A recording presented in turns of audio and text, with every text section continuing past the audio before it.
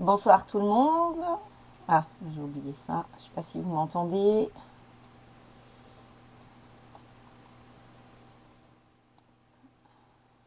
On va mettre le son. Voilà. Alors, aujourd'hui, on va parler de la gabelle du sel de 1561. Donc, cette gabelle en Savoie et Haute-Savoie. Donc, la gabelle, elle existe dès l'époque romaine et elle est apparue en France sous les Capétiens. Je ne vais pas m'étendre sur ce qui se passe en France parce que c'est un peu compliqué, mais en Savoie, elle n'apparaît qu'en 1561. En fait, en 1559, le duc de Savoie, Emmanuel Philibert, retrouve la Savoie et le Piémont après une occupation française qui durait depuis 1536. Donc il décide de réorganiser son duché, il transfère la capitale à Turin parce que c'est au-delà des montagnes, moins, c'est moins risqué par rapport aux invasions. Et il réorganise tout le fonctionnement de ces États et il a besoin de finances. Donc il décide de mettre en place cet impôt qui est un impôt qui sera le premier impôt permanent en Savoie. Il n'y en avait pas de permanent avant, c'était au coup par coup. Ouais Sophie, le site fonctionne ce soir, j'ai bien vérifié. Ouais, en fait le site que je vais utiliser tout à l'heure était en panne hier. Euh, Donc en fait, il installe dès 1560 des greniers à sel à travers tout le duché et la vente du sel devient un monopole ducal. Donc il existe aux archives des nombreux procès-verbaux de la mise en place de ces greniers à sel, donc ça doit être très intéressant, mais je n'en ai pas consulté. Euh, il faut voir ces greniers à sel pas comme des bâtiments spécifiques, mais comme un lieu de stockage du sel, et c'est souvent chez le commis à la vente, tout simplement. Euh, Parce que la gabelle est affermée, c'est-à-dire louée, euh, voilà, des commis à la vente. Euh, alors pour la vente du sel, il y a eu quelques soucis, donc il y a eu deux tentatives du CAL d'uniformiser les poids et mesures du sel, mais ça a été plutôt un échec. Encore qu'à la deuxième tentative, en 1584, ils ont réussi à imposer une balance spécifique unique à travers toute la Savoie. Il faut savoir qu'en Savoie, les, les poids et mesures sont assez compliqués. J'ai acheté, je ne sais pas si vous allez bien voir, j'ai acheté ce petit livret. Je ne sais pas si vous le voyez.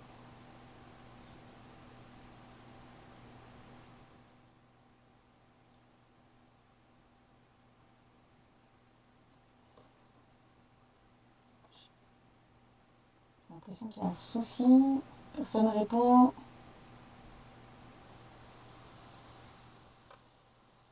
Ah, encore à l'envers. Mince.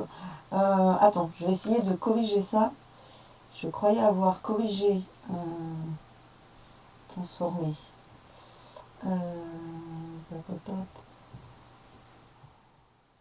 Faut que j'arrive à inverser. Comme ça. Comme ça, c'est bon. C'est à l'endroit.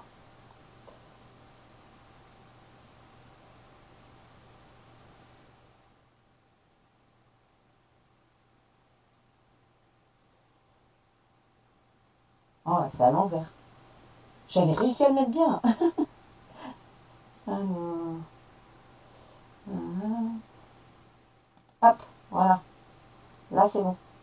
Ce petit livret aux archives départementales.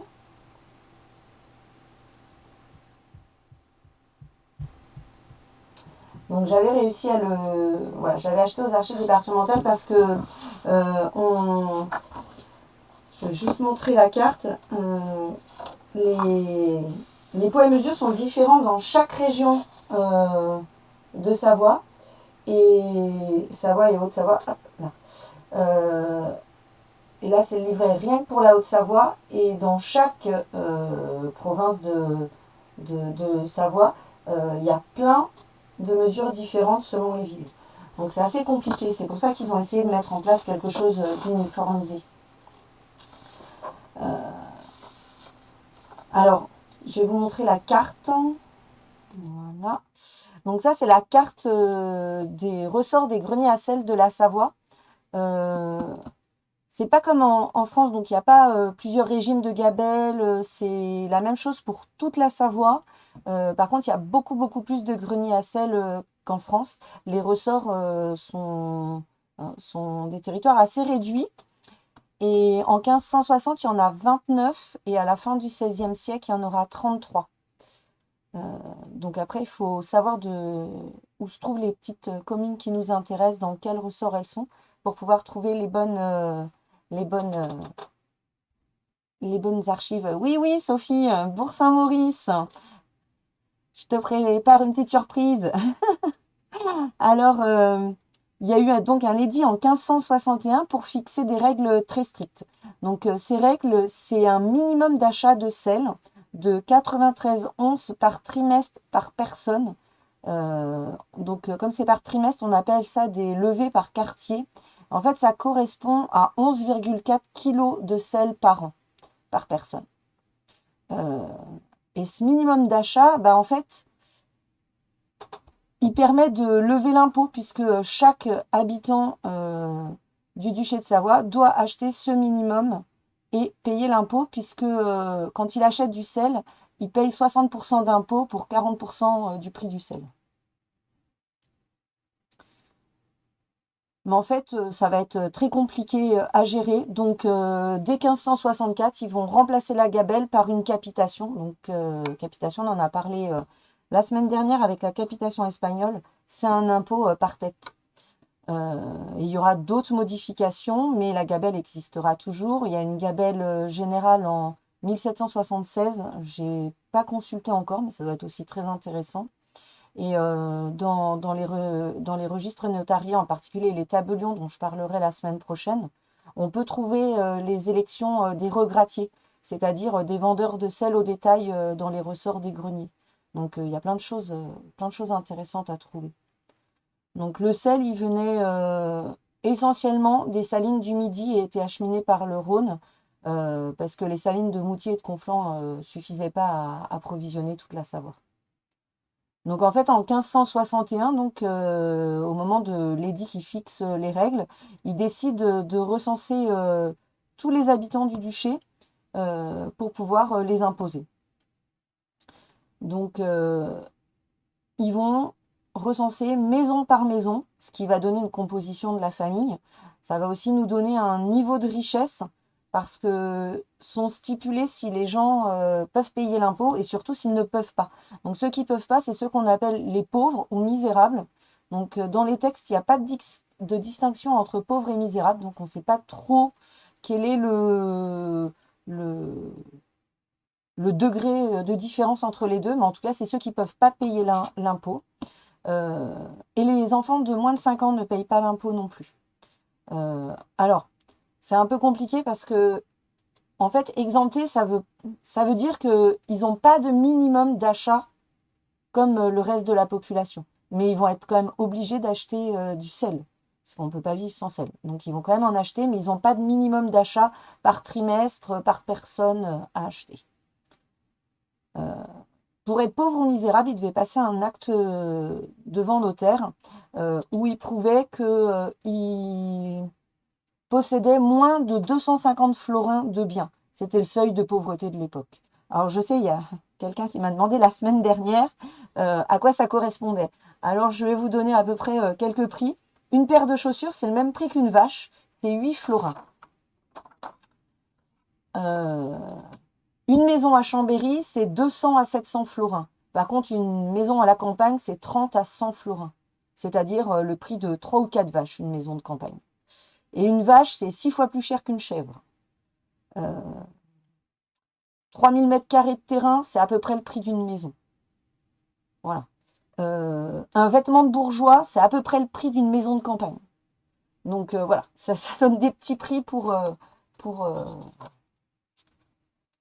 Ah, ça, je ne sais pas, Daniel. Est-ce qu'il y avait des régimes sans sel à l'époque? Je ne suis pas sûre. Donc voilà pour le seuil de pauvreté de l'époque de 250 florins de biens minimum. La noblesse et le clergé n'étaient pas exemptés de cet impôt. Ils payaient cet impôt. Voilà. Donc, il y a une seule et unique adresse pour avoir toutes ces gabelles du sel. C'est sur le site des AD 73. Donc, des AD de la Savoie. C'est là où se trouvent toutes les, toutes les, toutes les gabelles sont sur les AD 73. Donc, sur le site des archives, il faut aller dans trouver, rechercher, consulter les archives en ligne. Alors, il y a deux façons, j'ai trouvé deux façons pour les atteindre, mais moi j'utilise le formulaire. Et formulaire, je fais tous les fonds. Et après, je prends recherche guidée. Et là, recensement de population, elles sont là. Donc, quand on est ici. Ah, mince, qu'est-ce que j'ai fait qui fait que ça résonne euh, Qu'est-ce qui résonne? J'ai pas changé grand-chose. Si je coupe ça, c'est mieux là ou pas? Vous m'entendez toujours?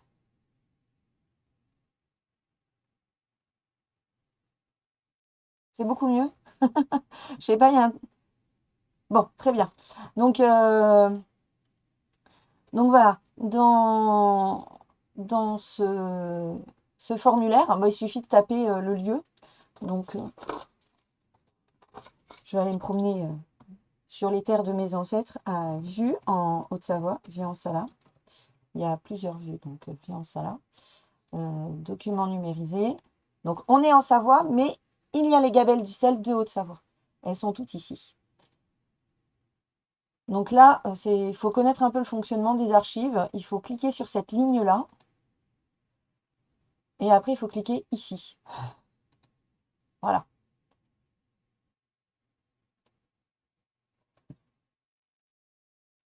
Donc, on ne va pas faire les 61 pages. On est dans la SA 2024.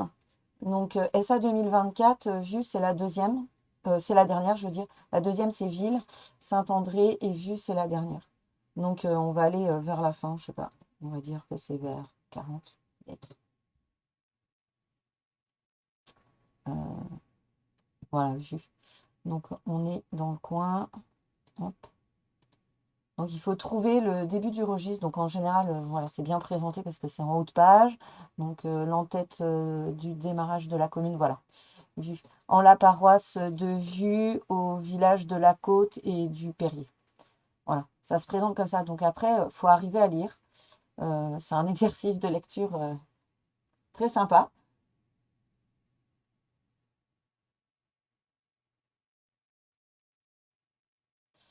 Donc, voilà, donc ici, ben, on peut distinguer si on a du mal à lire, sinon, quand on est un peu plus habitué, en la maison de François et de Mermet Mauget, frères, les deux frères, la Bernarde, euh, femme du dit François, Bernard leur fils, Laurent aussi leur fils, la Françoise et la Maurisa leur fille, moindre de 5 ans, la Jeanne et la Claude et la Laurence aussi leur fille, la Bernarde, femme du dit Mermet, donc c'est le deuxième frère qui était cité en haut, moindre de 5 ans, la Françoise leur fille.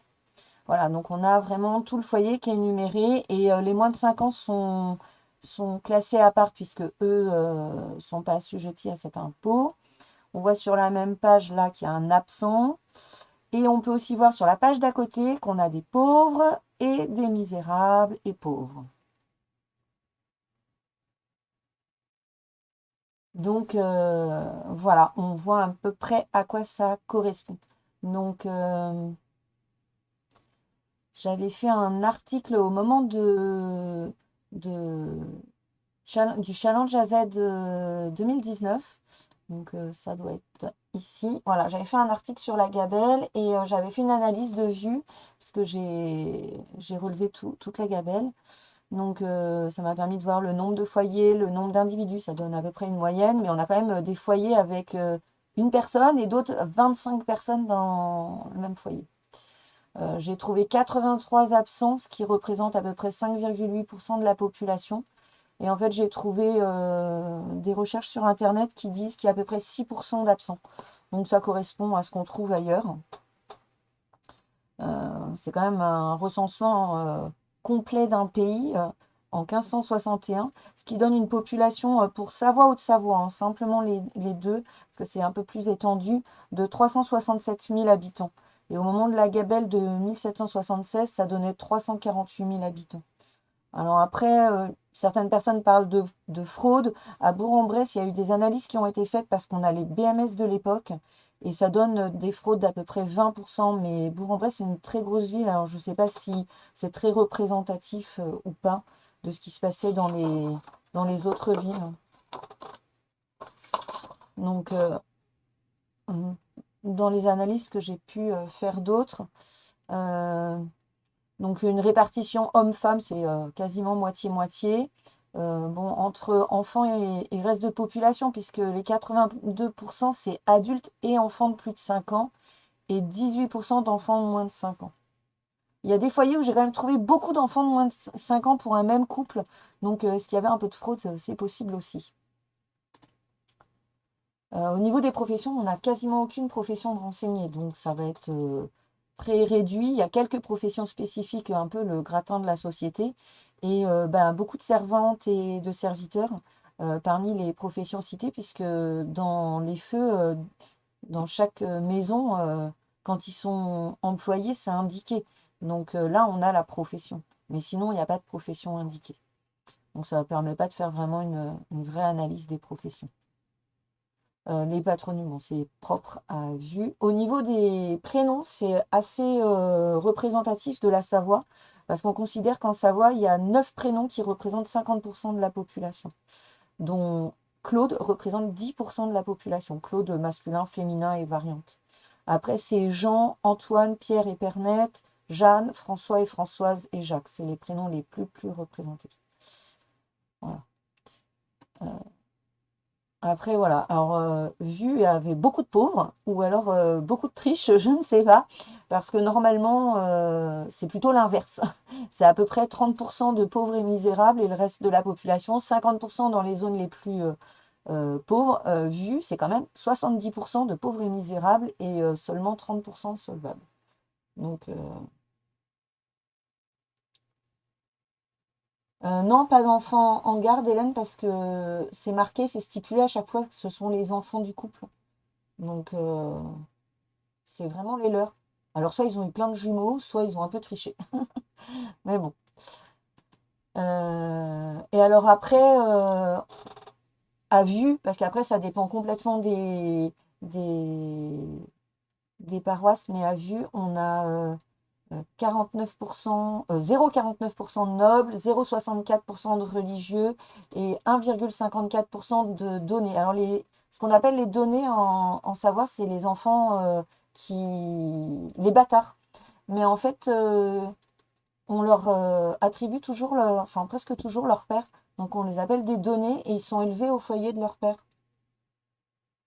Donc là, ça a été, j'ai eu une petite gênée à joie cette semaine grâce à ça, parce que j'ai trouvé un ancêtre qui a, hum,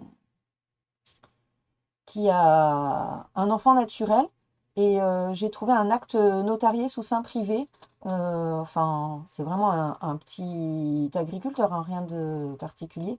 Et du coup, il dédommage la future mère et il s'engage à élever l'enfant. Donc, j'étais super contente de trouver cet acte de cet enfant qui, en fait, n'a pas vécu. Mais bon, ça, c'est une autre histoire. Donc, voilà ce que j'ai pu analyser sur Vue. Et puis, on va aller voir une gabelle un peu différente parce que là, du coup, je vous ai montré celle de Vue où on voit que les foyers sont très bien organisés verticalement, ligne par ligne pour chaque personne. C'est comme ça dans dans tout le registre, hein. Donc on distingue bien chaque maison à chaque fois. En la maison 2, c'est toujours bien indiqué. Les absents, s'ils sont misérables, pauvres, c'est toujours marqué. Les moindres de 5 ans. Et on va aller voir une autre gabelle. Donc je vais changer de commune et on va aller se promener à Bourg-Saint-Maurice. N'est-ce pas, Sophie?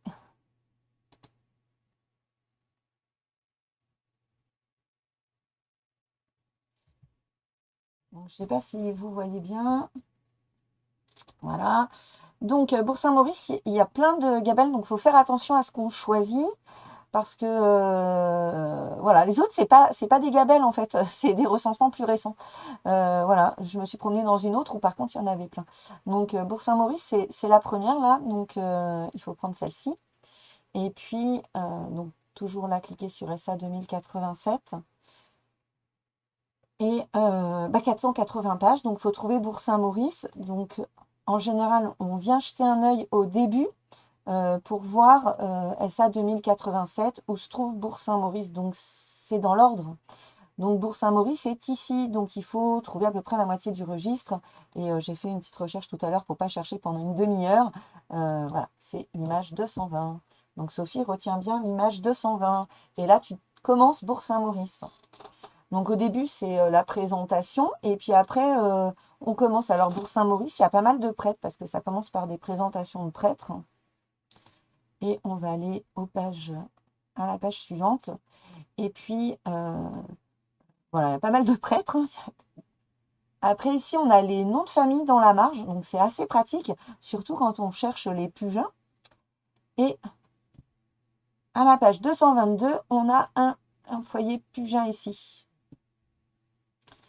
Donc, Mathieu, absent, Pierre et Antoine, enfants d'Antoine Pugin. Donc, les trois frères, Mathieu, Pierre et Antoine, sont enfants d'Antoine Pugin. Et puis là, on voit que c'est pas du tout comme à vue. C'est un paragraphe et tout est ensemble. Donc, Françoise, femme du dit Pierre, donc celui qui était au début. Michel, leur fils, âgé de 2 ans. Alors là, on a plus de précision sur l'âge. Marguerite, femme du dit Antoine. Donc, Marguerite, c'est la femme du deuxième frère. Et puis on a les animaux, le bétail. 10 vaches, 7 moges, 8 moujons, 4 veaux, 6 vaches. 6 vaches, je sais pas. Je vois pas ce que c'est. Agneau. 6 vaches et. Non, c'est pas agneau. Qu'est-ce que ça peut bien être? Je ne sais pas ce mot. Je ne vois pas bien. Donc les moges et les moujons, j'ai un peu cherché. Et le dernier mot, j'ai oublié. Alors les moges, c'est une. Oui, Daniel, mais le bétail ne paye pas l'impôt. Alors c'est ça qui est étonnant. On pense que en fait, ils avaient dû anticiper peut-être un impôt sur le bétail qu'ils n'ont jamais fait parce que quasiment toute la Savoie recense aussi le bétail, sauf le Faucigny. Quasiment toutes les provinces de Savoie recensent le bétail, sauf le Faucigny, où sont mes ancêtres. Euh, Donc là, on les a. Donc je disais, Moge, c'est une génisse de 2 à 3 ans et Mojon, c'est une génisse de 1 à 2 ans. Voilà, donc là, on a des Pugins. Puis si on regarde, qu'on cherche les noms de famille dans la marge, on va vite en trouver un deuxième foyer. Je ne suis pas allée plus loin. J'ai à peine cherché juste pour Sophie. Et je crois que j'en ai trouvé un autre juste après avec un. Voilà, Pugin. Pierre Pugin, Chapuis, donc lui, il avait un surnom. Et Vincent, sa femme, André, leur fils. Maurice, femme du dit André. Pierronneau, quelque chose comme ça. Leur fils, âgé de 15 jours. Une vache, une moge, 2 moujons, 3 brebis et 3 chèvres. Et puis, je ne suis pas allée plus loin, mais on devrait trouver d'autres Pugins à Bourg-Saint-Maurice, Sophie. Donc, tes Pugins sont de Bourg-Saint-Maurice depuis au moins le XVIe siècle.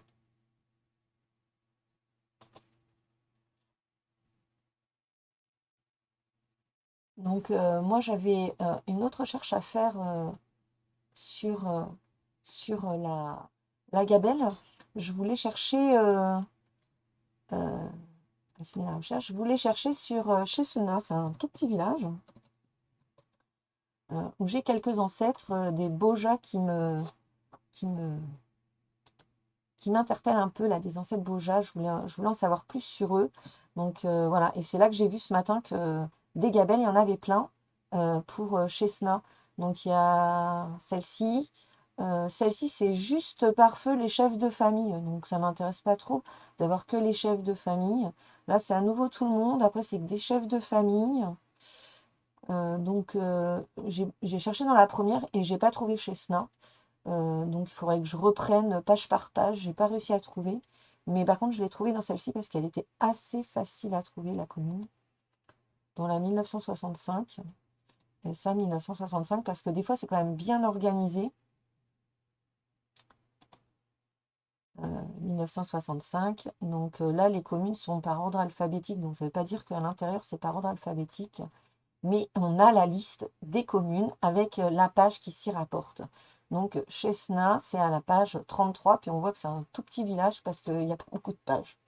Donc, et du coup, ça va être vite trouvé. Tu as raison, Sophie, hein.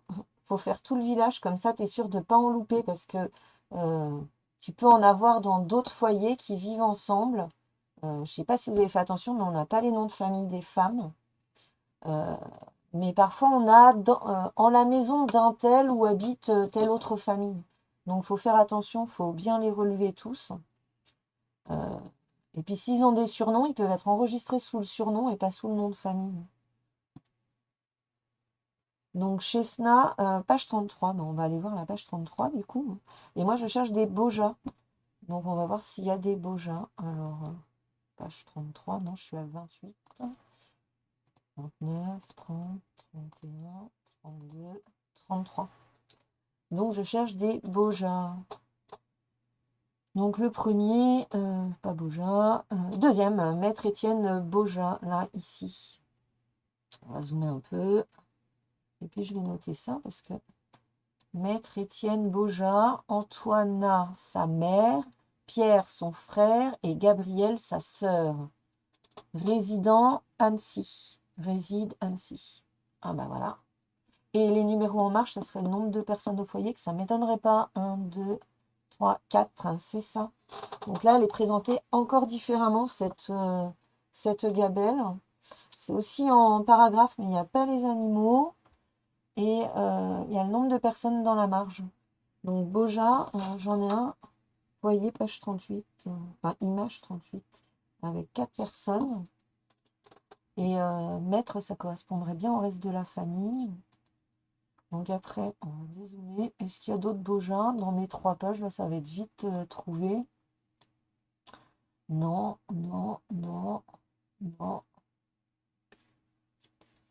non, non, non, non plus, non plus. Ah, là, ils ont annoté en 1563 le registre. Ah, puis il parle pour le quartier de... Ah ouais, donc il y a des annotations sur les quartiers. Donc les quartiers, on se rappelle, j'ai dit tout à l'heure, c'est le paiement euh, par trimestre. Donc là, on était non plus, pas de Boja, pas de Boja, pas de Boja, non plus. Encore, il parle des quartiers, là, je vois. Pas de Boja, non plus, plus, non plus, non plus, non plus, non plus. Ben, je crois qu'il n'y a pas foule de Boja, au moins ça va être vite réglé pour relier mes Boja à l'ancien foyer. Hop, hop, hop, hop, il n'y en a pas. Là, il parle des quartiers. Non plus. La veuve de Claude non plus. Georges non plus. Ah, puis après, on change de commune, Chevrier. Donc, bah, il n'y a qu'un seul foyer Boja. Donc, tous les Bojas de Chesna descendent de ce couple qu'on a trouvé à l'image 35. Maître Étienne. Et alors, mes Bojas, c'est 35? Non, c'est pas 35. 38. 37. Boja. Page 37. Donc, non, 38. Tous les Bojas descendent sans doute de ce couple. De toute façon, il n'y en a pas beaucoup dans les tout premiers registres dans les années 1600. Et moi, j'avais fait un article sur les Bojas dans, la, dans le Challenge AZ, mais 2020, où j'avais parlé Je crois que c'est celui de 2020. Non, toujours 2019. J'avais parlé du Sénat de Savoie et en fait, j'avais présenté mes Bojas parce que moi, je descends de ce couple Jean Montagnier et Jacqueline Bojas. Et son père, c'est Pierre Bojas, maître chirurgien. Malheureusement, il est né après la Gabelle. Euh, et il était marié à Louise Brunet. Ça peut pas être celui qui est dans la Gabelle parce que dans la Gabelle, il serait beaucoup trop vieux. Euh, dans la Gabelle, on a dit, il y avait non, c'est pas celle-ci, il faut que j'ouvre la bonne. La Gabelle, il y avait un frère Pierre et une sœur Gabrielle. Donc, ils sont déjà sans doute grands, puisque lui, il est déjà maître euh, avec sa mère Antoina et son frère et sa sœur. Donc, au plus tard, on va dire qu'ils sont nés en 1550. Euh, 1550, ma Jacqueline, elle est née dans les années 1625. C'est pas du tout la même génération. Et puis, je sais qu'il a un frère François et un frère Guillaume. François, il est protonotaire du Saint-Siège et curé de Seyssel. Je l'ai trouvé au mariage de Jacqueline avec Jean Montagnier. Euh, Ils sont frères tonsurés tous les deux en 1581. Euh, donc, ils ont dû naître juste après la Gabelle. Ils ont dû tous naître juste après la Gabelle, puisqu'ils ne sont pas recensés dedans. Et ils sont bien tous de Chesna, tous les trois. Donc voilà. Et encore, il faut arriver à relier Jacqueline avec la Gabelle, donc son père Pierre, et il faut trouver des actes notariés, il faut trouver des choses qui permettent de relier. Et Jacqueline, elle m'a vraiment intéressée parce que c'est une famille qui s'est battue, s'est vraiment battue. Donc, avec son premier mari, qui était chirurgien, qui fait partie d'une grande famille de Seyssel, les Montagniers, qui va des petits agriculteurs, n'est-ce pas, Marie-Martine, à des chirurgiens, mais médecins, notaires. Il y a une branche qui a été anoblie. Donc, les Montagniers de Seyssel, c'est une très très grosse famille. Et les enfants de Jean et de Jacqueline Bojas, ils sont devenus. L'aîné est devenu avocat au Sénat de Savoie. Péronne, elle a épousé successivement trois notaires. Blaise, il est devenu chirurgien comme son père. Euh, François, il est devenu commissaire d'extante. Et Charlotte, qui est mon ancêtre, elle a aussi épousé un notaire. Donc on voit un peu la sphère familiale dans quoi il navigue. Et Jacqueline, elle s'est remariée tardivement à Jacques Eudé. Et en fait, Jacques Eudé, c'est un étranger. C'est marqué dans les actes. C'est un étranger et tout le monde s'en méfie. En fait, c'est un Français et même plus que Français, il vient du Nord ou du Pas-de-Calais, hein. Il vient de loin. Euh, et en fait, ils ont beaucoup de conflits, ils passent des actes. J'ai trouvé des actes trop sympas. Euh, alors, oui, j'ai trouvé dans les inventaires des archives de la Savoie, j'ai des actes criminels à chercher parce que Jacques Eudé et Jacqueline Bojas, donc, ils sont en conflit avec les frères Montagnier, donc ses enfants à elle, pour violation de domicile, vol et voie de fait en 97. Et à nouveau en 1701 pour voie de fait. Donc toujours avec leurs enfants en fait, enfin ses enfants à elle. Et, euh, et en fait, et les garçons, ils sont pas mal aussi. J'ai trouvé qu'ils avaient aussi eu des soucis avec la justice pour d'autres affaires. Mais j'ai noté quelque part, euh, ça doit être par ici. Après le décès de leur mère, en fait, ils veulent récupérer les papiers de famille et Jacques Eudé leur apporte les papiers dans un sac. Et eux, ils veulent que les papiers soient, qu'un inventaire soit fait des papiers devant notaire. Donc, Jacques Eudé, il est quand même venu avec son notaire. Euh, les frères Montagnier, ils sont venus avec leur notaire, mais Jacques Eudé, il repart avec le sac avec les papiers de famille. Il fait pas faire l'inventaire. Et les garçons, ils disent qu'ils n'en veulent pas de l'inventaire, ah oui, c'est ici, je l'ai noté. Ils ne savent pas s'il y a des cailloux ou des papiers à l'intérieur. Donc ils veulent vraiment qu'il y ait un inventaire qui soit fait, mais Jacques Eudé refuse. Et et c'est assez compliqué. C'est assez compliqué la succession. J'ai trouvé l'inventaire des biens et en fait, ils comptent les carreaux des fenêtres, ils comptent le nombre de portes, enfin des choses que j'ai jamais vues dans les autres inventaires. Ils vérifient, il est extrêmement précis comme inventaire parce que ils veulent s'assurer que leur beau-père ne les floue pas sur quoi que ce soit. C'est assez impressionnant. Mais j'ai pas encore trouvé le fin mot de l'histoire, comment ça s'est terminé, tout ça. Faut que j'arrive à avoir les actes judiciaires, savoir ce qui s'est passé au Sénat entre les frères et, et leur mère et leur beau-père. Il y a des trucs super intéressants. À Toulouse, Daniel, hein, ben, c'est possible, hein. Euh, Après, est-ce qu'il y a un lien? Est-ce que c'est des Savoyards qui sont partis à Toulouse ou est-ce que c'est une branche qui était arrivée de Toulouse? Je ne sais pas. Euh, En tout cas, on voit qu'ils sont déjà à Chesna en 1561, mais ils sont très peu représentés. Il y a très peu d'autres membres de famille Boja dans le secteur. Donc peut-être que c'était une famille récente, je ne sais pas. Euh, à creuser, mais à creuser avant 1561, ça devient difficile. Donc, euh, donc oui, voilà, cette gabelle, ça permet de faire parfois le lien. Moi, je sais qu'à vue, j'ai réussi à faire beaucoup de liens entre mes familles dans les registres paroissiaux et, euh, et la gabelle, parce que les registres paroissiaux, ils commencent en 1600. Bon, il y a pas mal de trous, mais globalement, on arrive à remonter jusqu'en 1600. En 1602, 3, 4, 5, 6, par là, 1608, il y a des actes notariés qui sont aux archives départementales.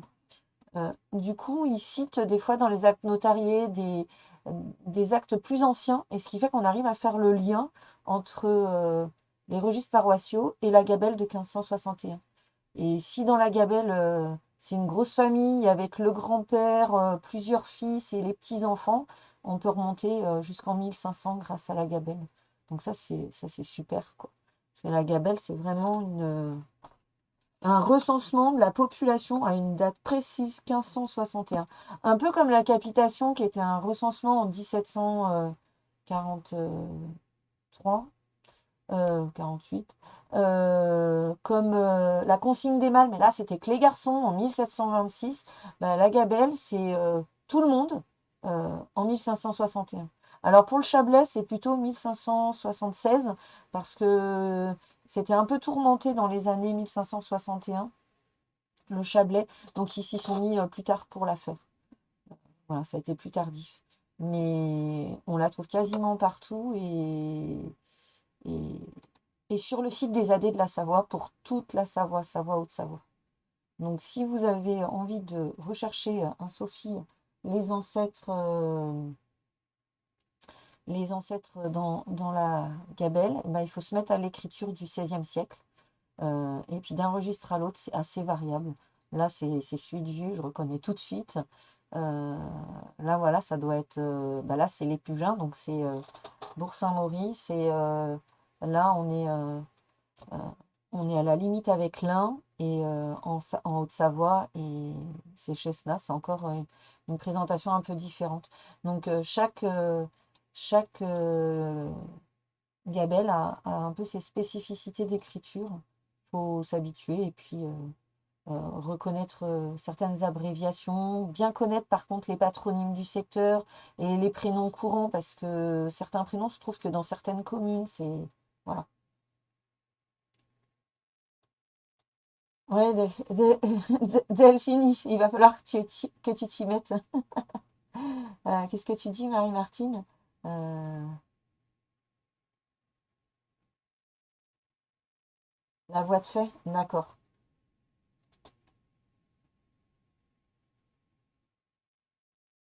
D'accord, sans lésion corporelle. Ok, d'accord. Ben, j'aimerais bien ouais, avoir ce qui s'est passé au Sénat de Savoie, les griefs des deux parties. J'aimerais bien. euh. Et ben, je sais bien, Delphine, que t'as pas d'ancêtre en, en Savoie et je te fais baver avec les archives, mais tu peux trouver des choses ressemblantes ailleurs, je pense. Après, pas au niveau aussi détaillé que, que ce qu'on peut avoir là, mais je pense que il y a des choses à trouver comme les captations, on en a déjà parlé. Il y a les terriers, il y a plein d'autres choses qu'on peut trouver ailleurs. Mais c'est vrai que en savant, on a la chance d'avoir quelques photos à des dates précises de la population. C'est des photos de la population, je sais pas comment on peut dire. C'est vraiment, euh, c'est vraiment une vue générale, village par village, famille par famille. On voit comment ils vivent ensemble aussi, parce que il y a des foyers, c'est vraiment des familles monoparentales, des familles vraiment restreintes. Et puis il y en a d'autres, on voit trois, quatre frères avec leurs épouses et tous les enfants. Euh, ça dépend vraiment des registres. Je sais que à vue, on a beaucoup de grandes familles. Alors, ça se voit bien quand on passe les pages. Parce que, voilà, là, par exemple, celle-ci, en la maison de Bernard et Jean Pelé et Blaiseau, leurs frères. Donc là, on a trois frères. Donc après, on a le dit Blaiseau, le dit Bernard, le dit Jean. La Pernon, femme du dit Blaiseau. Claude, François, Maurice, Guillaume, enfant du dit Blaiseau. Donc le premier avec tous ses enfants. La Jeanne, femme du dit Bernard. Henriette Mermet, fils du dit Bernard. Donc, Henriette, c'est une fille plutôt, mais bon. Après, la Maurice, femme du dit Jean. Donc, on a la troisième femme du troisième, enfin, la femme du troisième frère. François, leur serviteur. La Claude, leur servante. Et après, on a les moindres de 50. Donc, Claudine, Collarde, Étienne, enfant du dit Bernard. Et la Pernette, fille du dit Jean. Donc là, on voit quand même c'est une grosse famille, une grosse maison. Et voilà, on a des grosses familles, hein, et puis on a des toutes petites familles, voilà, comme ici.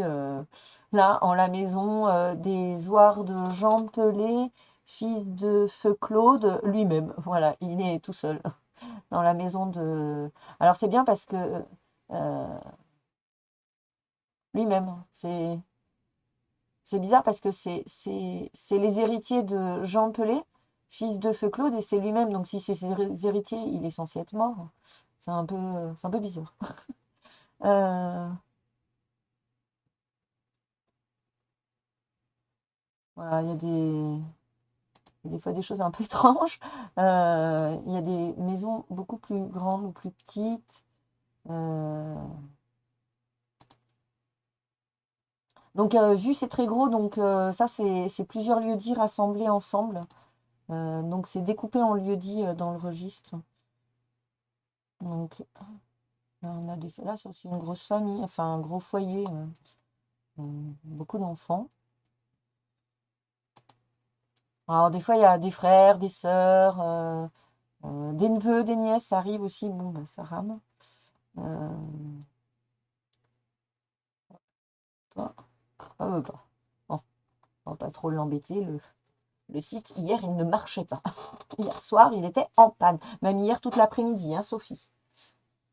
Donc voilà ce que je voulais vous présenter sur la gabelle du sel. C'est le dernier recensement que j'ai sous la main, vraiment important. Il y a celui de 1776 que j'ai jamais consulté, donc j'aimerais bien voir à quoi ça ressemble. C'est aussi un recensement pour la gabelle, donc ça doit être un peu pareil, mais 200 ans après. Donc voir la différence à 200 ans après, ça peut être intéressant. Il faudrait que je demande aux marmottes de Savoie, l'association des marmottes de Savoie, de m'en photographier quelques-unes gabelles de 1776, voir un peu ce que ça donne, ce qu'on peut en tirer. Donc du coup, bah, la semaine prochaine, je parlerai plus de recensement, je parlerai de autre chose de formidable en Savoie. Encore, on pourra encore se faire ça euh, la semaine prochaine autour du tabellion. Alors le tabellion, c'est encore un truc savoyard bien spécifique. Euh, le tabellion, c'est un registre très particulier, mais j'en dis pas trop. Je vous laisse découvrir la semaine prochaine et faire baver Delphine devant les tableaux. Ouais, Marie-Martine, tu connais. Qu'est-ce que tu dis? On pourra se faire ça en live?